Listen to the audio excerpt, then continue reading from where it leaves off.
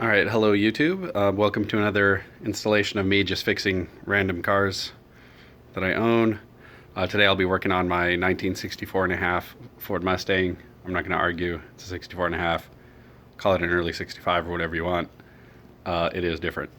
So today what I'm going to be showing is how to replace the U-joints in the drive shaft. I've already replaced one and I'm working on another. For simplicity's sake, I'm just going to show how to remove the joint from the transmission slip yoke. So it's one of the first days after summer breaks. It is absolutely still hot outside and completely filthy in my garage. There's my little guy right there asking if he throw stuff away because it's too much of a mess for even him to handle. So with these drive shafts to remove it, or with the U-joints to remove them, it's pretty much the same process every time. To get them on is actually just as easy as taking them off, so don't be too worried about doing this. So the first thing to do here on this particular one is to remove this clip. They're not always this easy. So basically you just pinch this in here with some needle nose, pluck it out. And on this one, there was a needle, okay, so on this U-joint here, there was 4 of those clips. There was, of course, 2 on the transmission slip yoke side, and then 2 on the other side. With some U-joints, there's also a clip on the inside. There can be. This one, let's see if I can find them. Looks just like a C. So those are not in this package. So this particular one doesn't have them. But again, some of them might actually have a clip. Some here towards the base. So make sure that if there's nothing out here, check underneath there, and you just drive it out with a flathead screwdriver. So to get this off, what I use is a vise. I tend not to use a hammer because these things are cast iron. A lot of the times these are cast iron, and if you hit it with a hammer, you can crack it, and you may not even know it until you get down the road, and all of a sudden you have a drive shaft on the ground. So what I prefer to do is to use a vise with sockets. One socket will go on one end, and it'll be small enough to fit in here. One socket will go on the opposite end. It'll be big enough for this cup to slide into. So what I did was I used my replacement U-joint as a guide and just make sure, okay, it'll fit in here and it's not so big that it slips over the end of the yoke. From there, all I'm gonna need to do is open up, take this out, turn it 90 degrees, get everything set up. I'm gonna go ahead and do that, and then I'll be right back and show you the rest of it. Okay, so here I am. There's just so much clutter in the background. Hopefully this is clear. Got the socket like I showed, slip yoke, and then this guy right here. It's gonna be just around the end, and then as I tighten this, you'll actually need to break it, which it just broke. And now you can actually see that thing, that cup will just start coming off. So that little bang was it being caught on the lip of the socket, and it just pushed past it. So what's gonna happen here after my 3rd or 4th stroke on the vise is it'll all just kind of come apart. Boom, right on cue. So it'll all come apart, and that just shows that the caps came clear of the yoke. So let's see, we didn't lose anything. Excellent. I'll get my socket, then we'll get to work and finish this off. So this isn't gonna come off like this. So all you gotta do is just pluck this cap out of this end. It might be stuck on the U-joint because of corrosion or whatever. Then comes up and out. So usually when it's broke all the way. You can't really push this thing too much further than it already is. This one looks like it might need a little bit of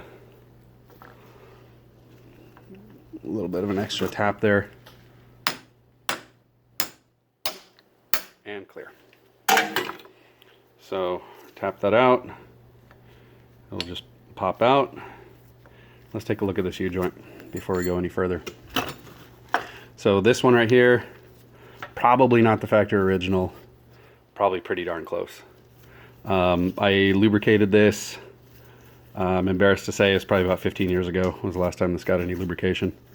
And it shows. So dry, the needle bearings in there, really dry, disgusting. One of these caps came off. Yep, there it is. And this is actually like fossilized. So that's what's going on right there. You can see a little bit of play, little twist. So this U-joint is just no good. Gonna get rid of it. Seal's bad. Bearings have been running dry forever. So we're just gonna get rid of it. This is my new one. This is just a Spicer factory replacement. This one's a 1310 U-joint. So I believe it's the same on all four corners. The other one that I just replaced, this guy right here, is not. So another thing that you need to consider is that the two sides of the U-joint might not fit each, like the other end. So what ended up happening with this first one, when I went to put it in, these caps weren't fitting in. It was because the caps were too big for it. So if that's the case, and I'll show you here, these should just, they're not going to slide right in, but they're not going to be, you're not going to need a sledgehammer by any means. They should go in and slide in about halfway before there's any sort of resistance. There we go. Slid on about halfway. So what I'm going to do here is take these caps off, set them to the side. Well, actually, before we do that, I'm going to clean this yoke off. You just got to be careful with this stuff because you don't want any contamination in the new U-joint. This being, of course, 50 years old. This has literally never been cleaned. I remember when I installed my AOD transmission, I was in such a hurry, I didn't even have time. I just popped some grease in the joints and threw it in there. So what I'm going to do is give it a pretty decent scrub. Probably, you know, not going to do solvent or anything like that, but I'm going to scrub it. I'm going to clean it, make sure nothing loose is going to drop down and contaminate the new U-joint, because that's going to decrease the life pretty substantially. Also, see the best cut in the world. It's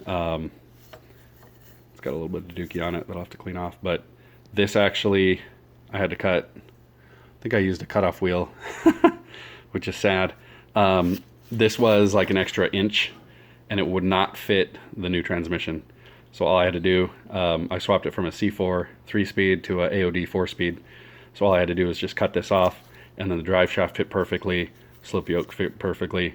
One of the easiest conversions I've ever done. All I needed was a transmission, a new starter, and a new cross member for the transmission mount. Yeah, so I'm gonna go ahead and clean this up, and then I'll get back and we'll finish the install here. Okay, so here we are. I've cleaned it up a little bit, and so what I'm going to do at this time is take the end caps off of the U-joint on two sides. Oh, gonna need that later. Okay, take this, put the cross in, set it down. One cap in, and get the cross into the cap. Good. Other side, same story. Slide it in. Once it starts going in, of course it's much easier with two free hands.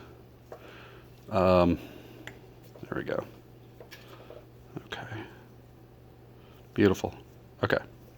So this is the point. Don't hit it. In fact, the way it is right now, probably not the best. I'm actually going to disassemble it and make sure, because the needle bearings can fall, and if they fall inside of the cup, then they'll actually get bent and broken when you cinch it down. So this is the general concept of it. It seems like it's fine. It's just, no, that's right. Nope, that's right. Okay. So I got full range of motion. Good there. Good there. You know what, actually, just to be on the safe side, so I'm going to pause it, I'll pull them off, make sure they're good to go, get it reset like this, and then we'll move on to the vise stage. Okay, so here we are. Went ahead and double checked everything, chucked it up in the vise. Looks exactly how it did when I put the caps on. And then all we got to do here is just slowly and firmly cinch this in place. You'll see that gap go down to 0. Not a big deal. Okay, so then now we're at 0. There's no gap here. There's no gap there. Then what I'm going to do, I'm going to find that socket that I lost earlier. So we loosen it up and put that socket in here. So it'll be pushing this cup that way until we have enough clearance to be able to put that clip in. Then flip it around. After we put the clip in, flip it around, push this cap in till it reaches that groove for the clip. Put the clip in place, and then what I'll do is I'll just give it a slight tap over here to kind of loosen it up, and then that way it's not binding, and then we're done. So I'll chuck it up. Okay, so here we are. I've chucked it up, and what I'm just going to do here, you can see it. You can actually see it moving. Best focus in the world. So you're going just enough. Trying to get it to focus there. You can just see a little glimmer of this groove right there at the tip of my finger. You can see that shiny spot. That is the groove for that clip. And so here we are. We've pretty much got it. You can go a little bit further, not a problem. What you want to avoid, putting the full weight of the vise pushing these two cups together. There's still enough slack for me to be able to push it in, and the U-joint hasn't bottomed out yet. It's really close. It's about a 1/16 of an inch before the cups are fully cinched shut. So I'm in here. All right, let's see if we can loosen this up. All right.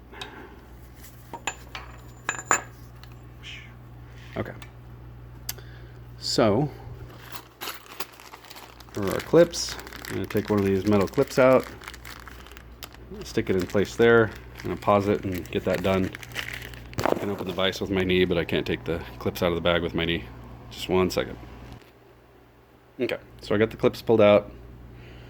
Not the easiest to do this looking through the phone, but it's set right in there. Push it down a little bit and you'll see it set. You don't want this coming out for sure. Now, on the other side, I'm going to get that same socket, drive it down till you can put the clip in place, and then I'll come back. Okay, so I went ahead and got this second part driven in, and it's really close. On this second one, you actually have to be very careful for 2 reasons. One of the one just showed up all by itself.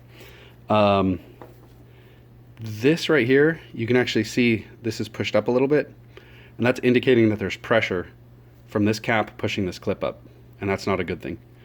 That's kind of where we have to be, because otherwise we won't be able to get this second clip in place. So we'll take care of that real quick. Okay. And then after that, we're going to give it a little bit of a tap with a hammer. Not so much that I'm worried about cracking it, but we'll give it just enough of a tap that it'll reset the tension and balance it between these 2 clips. These needle nose are not cooperating today. So as we can see, on this side, it's flat. This side is pumped up.